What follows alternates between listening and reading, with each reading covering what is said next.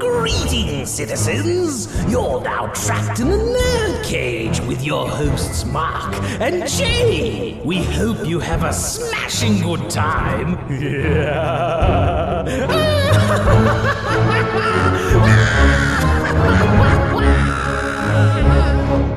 Hello and welcome. That's right, you're trapped in Nerd Cage Live. This ain't just a reaction show, but a debate show and a live discussion on everything that makes people like you and I tick. So thank you for joining us tonight. Please hit that like button and subscribe. I'm your co-host, Jay St. G, coming to you live from Syracuse, New York, and always with me, my man, the warrior from Wakanda, the fiend from Louisville, Mark Withers. What's shaking, boss?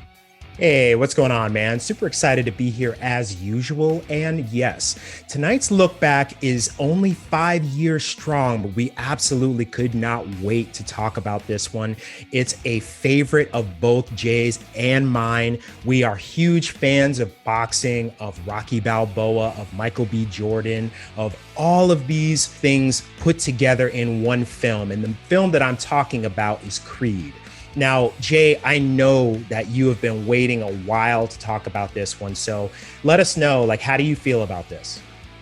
No different from the very first time I watched it. This is still one of my favorite movies ever, and it's the best movie of the 2010s. I take that to my grave. This is a movie that just revived, not only revived a beloved franchise, but rivaled the original movie. I love everything about this movie. This is a movie for everybody. Yeah, I absolutely agree. I mean, I absolutely love everything about this movie. I'm a huge Rocky fan myself. And with Rocky 3 and Rocky 4 being my two favorites, I feel like this is a direct sequel from Rocky 4. And, Ryan Coogler did an amazing job of taking a franchise that was very strong in the 80s, that kind of faltered in more recent years, and breathed brand new life into it. Basically took old tropes and spun them in a new way and showed, what it would be like for the son of Apollo Creed to be trained by a now aging Rocky Balboa.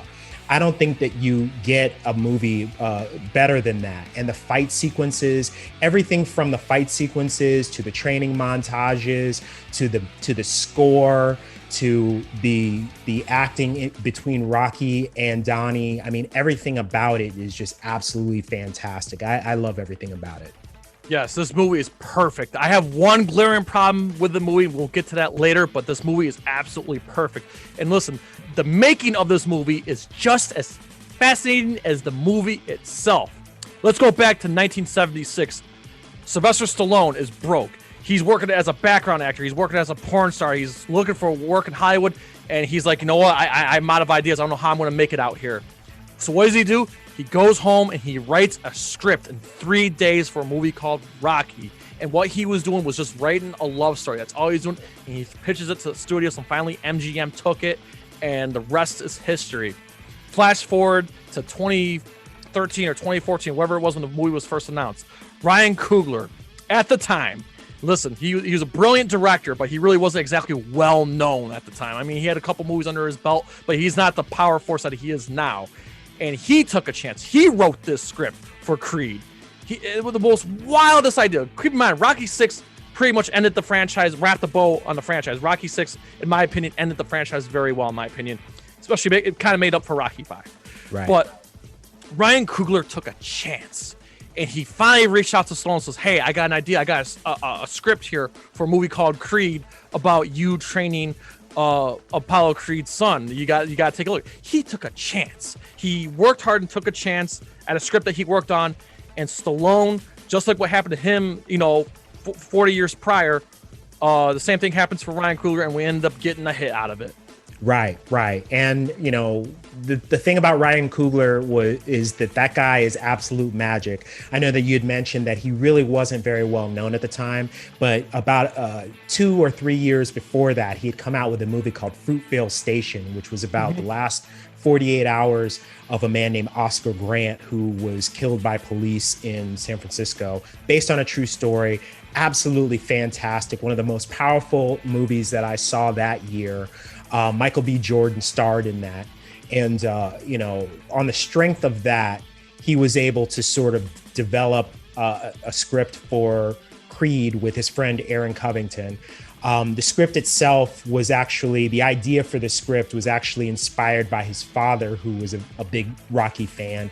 He and his father would watch Rocky 2 frequently when he was a kid before like different sporting events.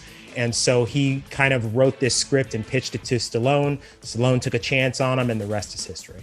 Absolutely. I can remember exactly where I was when I first heard the announcement of the movie. I thought it was a rumor. I didn't believe it at first. But then when the confirmation came out that there's going to be a new Rocky movie, I lost my damn mind. I remember I was working at a radio station at the time. And I'm just like bragging to everybody, oh my God, there's a new movie coming out called Creed, which is basically be Rocky 7 and blah, blah, blah, blah, blah. And I lost my damn mind. So let's talk about the cast. Right. Brilliant assembled cast here. Now that we get the return of Sylvester Stallone at his best. It's amazing the performance that Coogler got out of him. But we get Michael B. Jordan, who coming off of Fantastic Four. Now, Fantastic Four was bad. Right. But not Michael B. Jordan. Michael B. Jordan's great in everything that he does. And then we're introduced to the lovely Tessa Thompson. I fell in love with her just like everybody else. And of course, it was wonderful. Absolutely wonderful to see Felicia Rashad come back. And she still looks just as beautiful now as she did 35 years ago. I agree. And what a performance from her. Now, originally, the character of Marianne was played by an actress named Sylvia Meals in Rocky 2 and in Rocky 4. And just a few years before this movie was developed and filmed, she passed away. And so Felicia Rashad was asked to sort of step into that role. And she did a great job of actually bringing Marianne to life, in the sense that in the previous films, you really don't hear that much about her. You don't know that much about her. But she actually comes in, gives the character depth, actually makes us care about her, which in turn makes us care more about Donnie.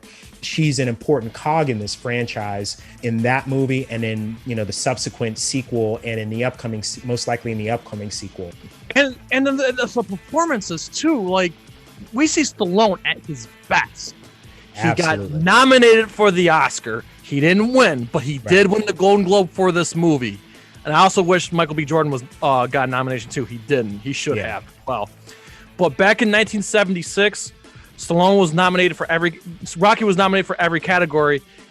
He won Best Picture, but he did not win the one he should have won for, which was Best Actor. Right. It's terrific that Ryan Coogler got that performance out of him.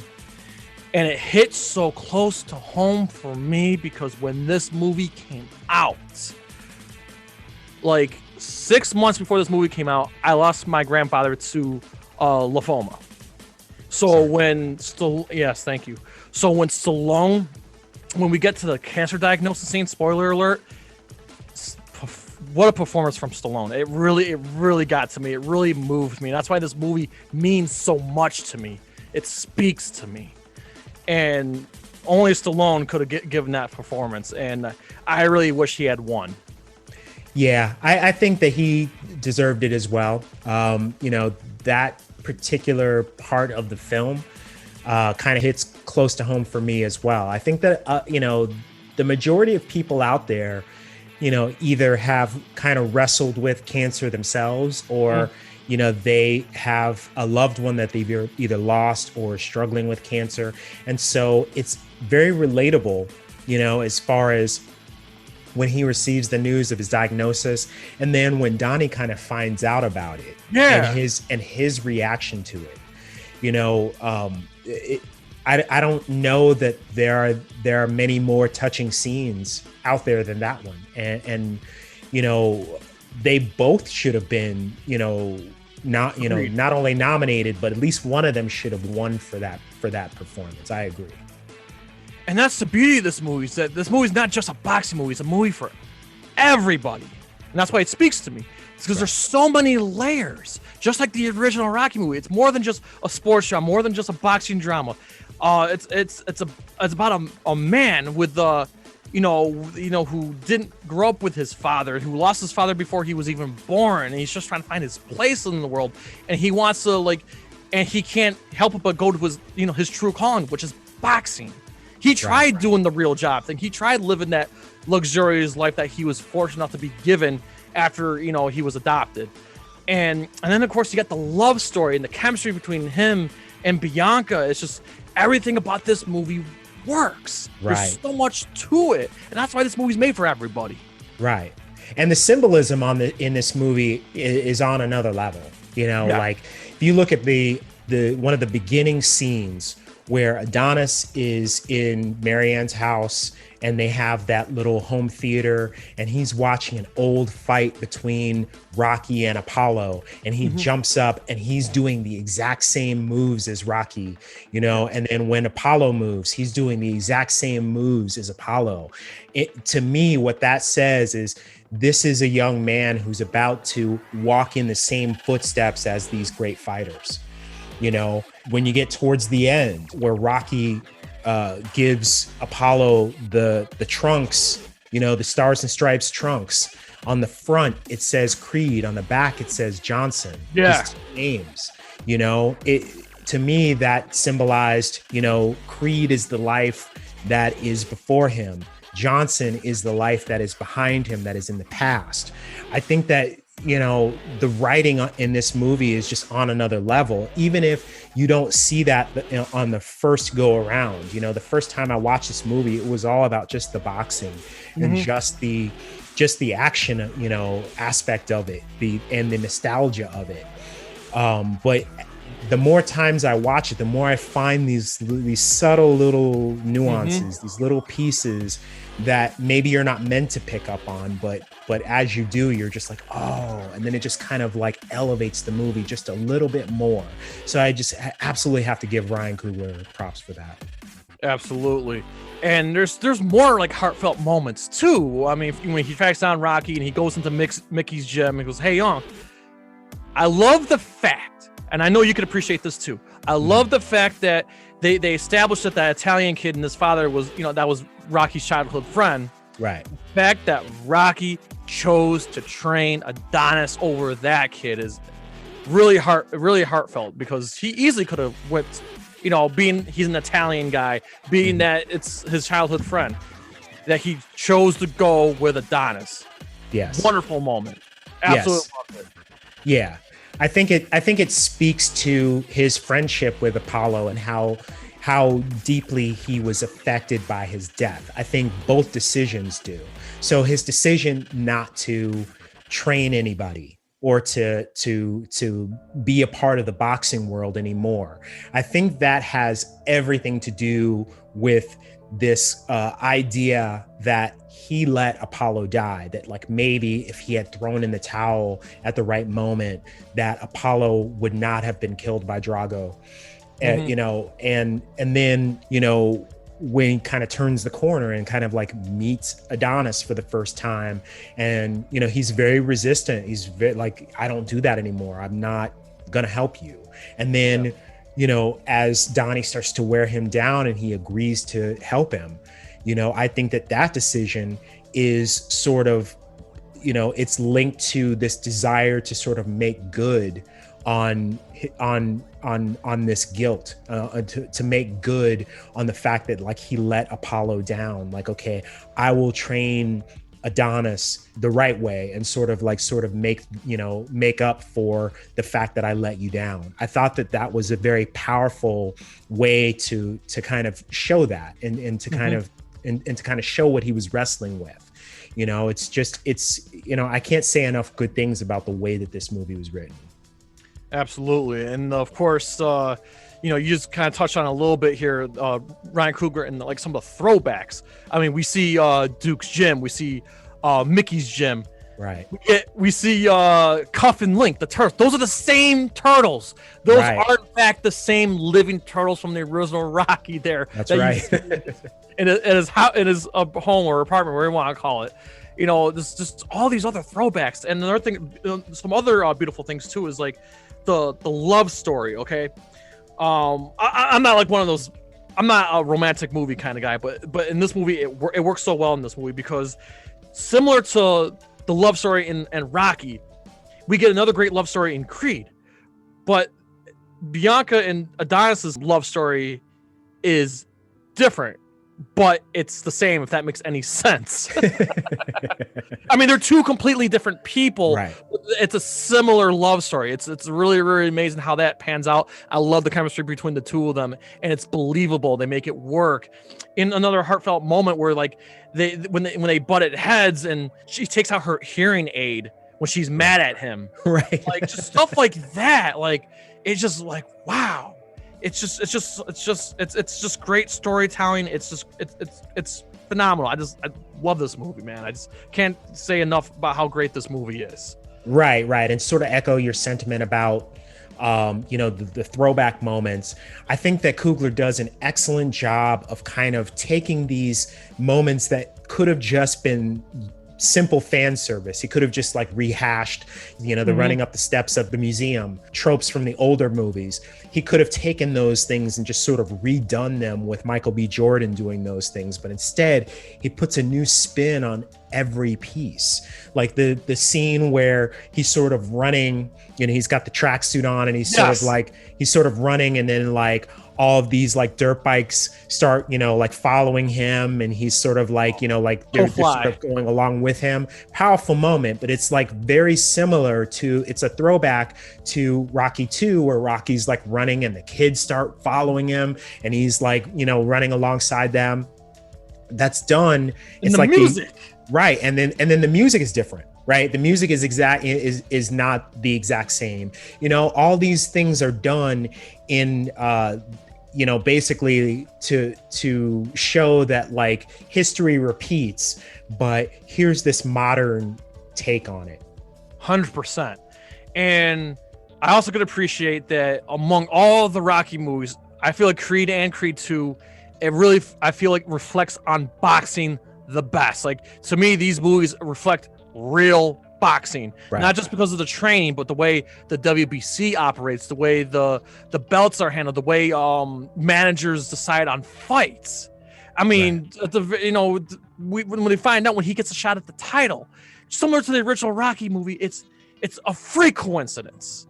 Okay, the word about his father gets out, and then we see the champ Ricky Conlon. His manager's like, listen, you're fighting this guy because look at the money we could make. Right. Like stuff like that really happens in boxing. Sometimes it's not about the best opponent. Sometimes it's about, the best press, the best, build up, the money and everything else. Like, I mean, I know it's kind of tacky to say it, but it's true. Like sometimes it's not about the matchmaking. It's not about fighting the best who's out there. It's about the best fight that can be made for the public.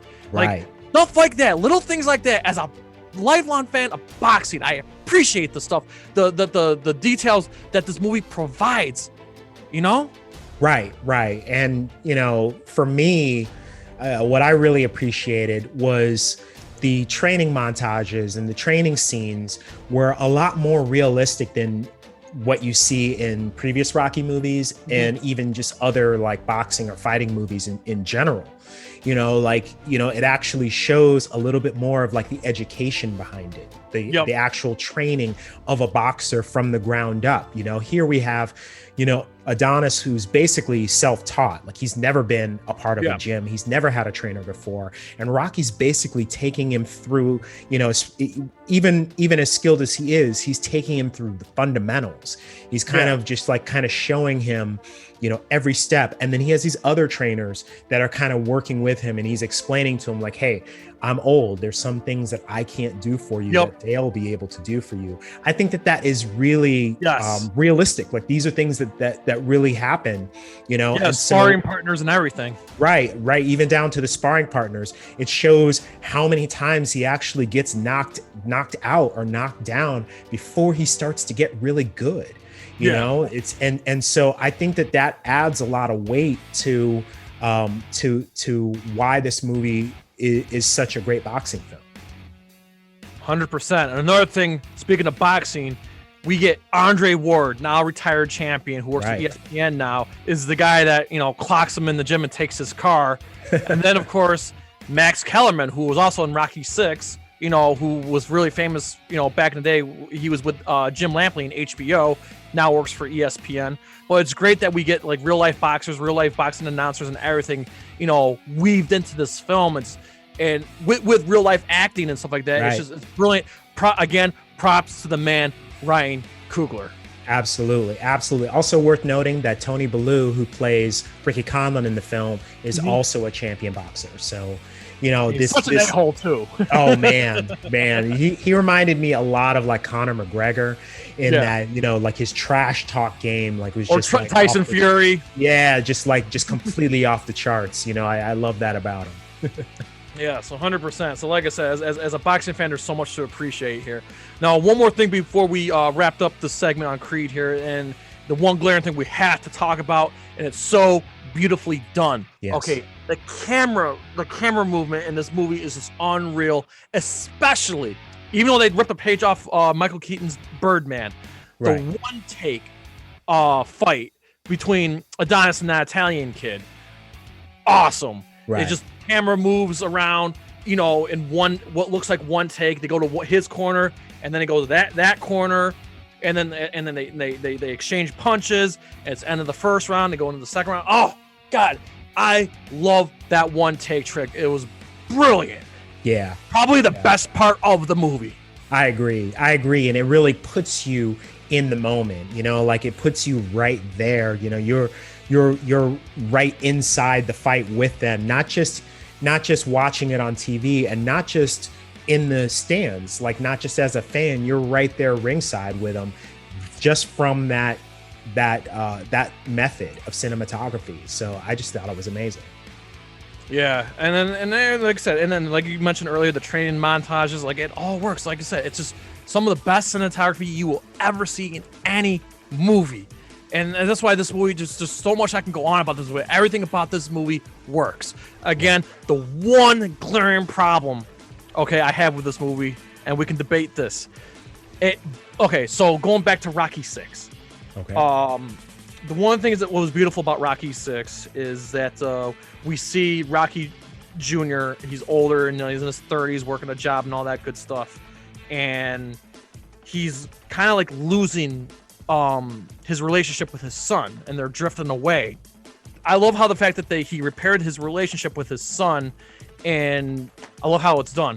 What this movie does that really, really upsets me, and it's the only problem I have with this movie, is Rocky's diagnosed with cancer, and his son's nowhere to be found, and his son has moved all the way to Vancouver. Right. To have a family, on his own without Rocky around. It bothers me. It really does. Like, I don't know I don't know if it was Coogler's decision or the studio or Stallone, but I didn't like the decision that they made. Rocky's son abandoned Rocky, because if it was me and my dad, I would never abandon my dad. It bothers me. Right. And I guess I could see that. I just think that there's an assumption there that Robert knows that Rocky is sick. So if you really think back to the scene, Rocky hasn't told anybody about it. Yeah. It just happens that Donnie finds the pamphlets and discovers that Rocky is sick, and then Rocky just kind of gives that up. So he has no desire to let anybody know that he's sick, so he probably never even told Robert. Donnie doesn't know Robert and probably doesn't know how to get in touch with him. So he probably wouldn't have that, I think that the decision to kind of make that, to kind of make that scene or make that part of the arc the way that it was, I think was probably wise, in that if you would have brought Robert into the film, it might have muddied the waters a little bit in terms of like emotional depth and some of the writing. It might have made the movie overlong. And so it makes sense to kind of, at least to me, it kind of makes sense to have that scene the way that it is. Because another aspect of it is that we really don't know what happened between Rocky Balboa and Creed to where they're estranged again. Like, why are they not? But it bothers me, though. It really does. Like the fact that they're estranged again to begin with. It bothers me. It really did. Right. But that doesn't take away how great this movie is. It's just how I feel personally about the direction the franchise went. That's the only problem I have with the movie. That's it. Other than that, this movie is perfect and still the best movie of the 2010s, in my opinion. I take that to my grave. So that's all I got. It's a fantastic movie. It's a movie for everybody, While I don't necessarily think it's my favorite movie of the 2010s, it's definitely up there. It's definitely top 3 Rocky movie for me. Definitely a top 5 boxing or fighting or sports movie for me. It's really just a powerful film that I would recommend to just about anybody. Amen. So I figured we couldn't really exactly finish this look back without at least acknowledging Creed 2. I feel like I'm the one that has to go out and defend Creed 2. I love Creed 2. May not be as good as Creed 1, but still a bloody fantastic movie. And the one thing I love about what Creed 2 does is it does rectify what Creed 1 did, meaning we do see Rocky repair his relationship with his son. He goes out to see him at the very, very end of the movie. But the beautiful thing about Creed 2 is, again, follows boxing pretty faithfully. And I love the fact that this is the true sequel to Rocky 4. Because what this movie does, like in every other Creed and Rocky movie, maybe the exception of the first Rocky, is that the antagonist is unlikable. The antagonist is the one you want to see get dropped. You want, Clubber Lang was the ultimate badass, but the ultimate bad guy. Drago was like this cartoon character of a villain that represented Soviet Russia. The beauty thing about Creed 2 is it humanized Drago. Yes, you felt for Drago. You sympathized for him. And his son, as scary as he was, as intimidating as he was, as like much of a bad guy as he looked, he was everything but. He was just fighting for the glory, not so much for the glory, but for his father's love. And for the first time ever, you empathize, you sympathize. You don't root against Donnie, but you do root for the antagonist. Right. And, that's an important thing to note. I mean, I don't think that we've ever had a film like that where, you see in the original film, this sort of cold, kind of brutal, kind of just straight up killer, like just stoic and doesn't care about anything. What happens after that guy has been defeated? What happens to his life?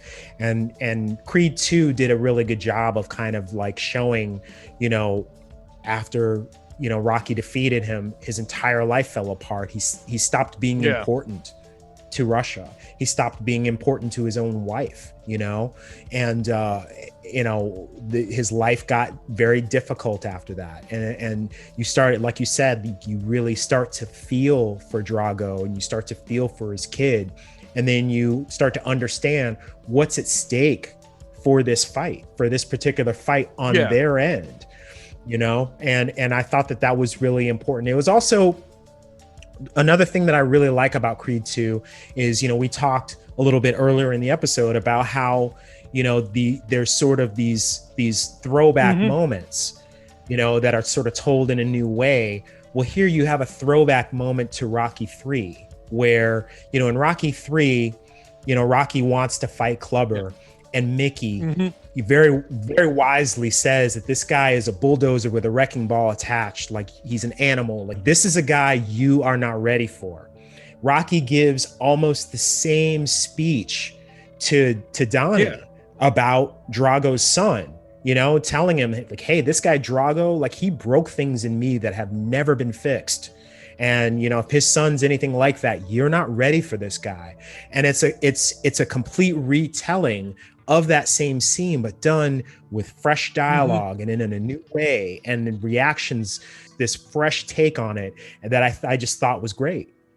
Absolutely. And Adonis and Bianca get married.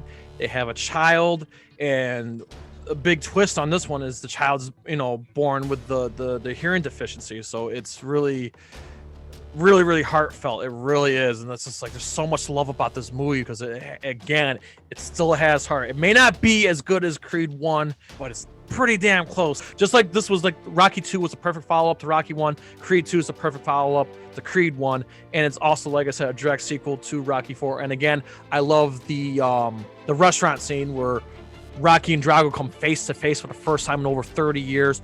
Oh my God, that scene was so tense for me. I was like, wow, that was executed so well. And props to Dolph Lundgren. He brought emotion that we never saw in Rocky 4. So again, it's Creed 2 is a brilliant sequel, and I can't wait to see where Creed 3 will go. I agree. I'm a big fan of Creed 2. I know a lot of people kind of pan it, but I actually they don't get it. That's why. Well, the thing is that, Ryan Coogler wasn't available to do the sequel, but they got a young director named Stephen Capel, who is a fantastic replacement for him. And he's his protege too. Right, exactly. So who better to kind of like take the reins? And I think that he did a fantastic job with the movie. I really, while again, like you said, it's not as good as Creed 1, but it's very close. And I think that, it made for an apt sequel, and it set it up perfectly for a third one. So, I'm all in for it.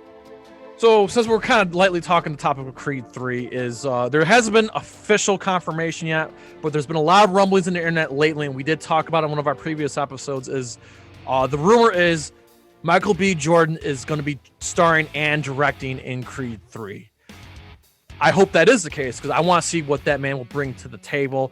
And my personal wish list for Creed 3, just like in Creed 2 where Drago got the Creed 2 treatment, I want to see Clubber Lang get the proper treatment that Drago got. I want to see where Clubber Lang is now. I would love to see them bring him back and potentially hit his son for a matchup here. And that's just my wish list because I feel like Clubber Lang deserves a proper ending like Drago got.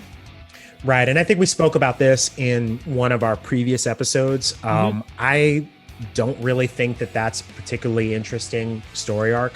I do want to see Clubber Lang in Creed 3 in some capacity, either as a trainer or as a commentator or something like that. But I don't think that it'd be particularly interesting to see, coming off of a fight with the son of one of Rocky's opponents for the next one to be one of Rocky's opponents. I think it would be a much more interesting matchup to see Ricky Conlon get out of prison and for Adonis to actually get the rematch he deserves now that he's a seasoned champion, and to see what that type of fight would look like now that he has this experience behind him. Yeah, well, we'll have to wait and see. I mean, we hope we get an official announcement soon and we get some kind of like story reveal. We'll definitely talk about it for sure once the confirmation comes out. So at the time of this recording, man, we're trying to end the year strong. We appreciate everyone who showed up to our Life of Agony live stream. We have 3 more live streams before the year's over, and we hope everyone can be there for our Die Hard debate. And then Titan Goji will come on as a guest on December 10th. And then finally, we end the year live stream wise with the Scorpion's Revenge watch party with Master Daniel Pacino, who's agreed to come back to hang out with us. That should be a killer time. So that being said, before we go, we please ask you to like, comment, subscribe, and ring that bell and spread this shit like syphilis. So to you, I say, from Louisville to Syracuse to all of our friends and fans around the world at NerdCage Live, enjoy life, stay safe, and good night. Happy Thanksgiving and happy holidays. Sayonara. Ooh, trying to get out of the nerd cage, are ya? Well, before you go, hit that subscribe button. And if you're really intrigued, ring that bell. Thank you for dropping by.